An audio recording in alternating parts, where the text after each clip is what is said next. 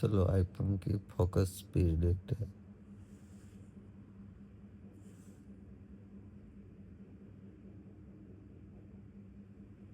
ये तो बहुत लेट कर रहा है फोकस। अब देखते हैं नया।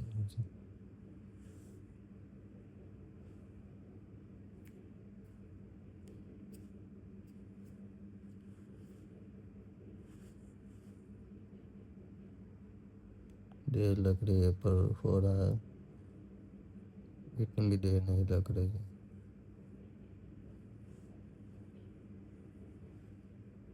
देखो बहुत बढ़िया तरीके से फोकस तो ले रहा है। देखो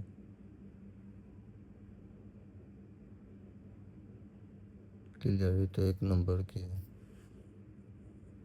अभी देखो,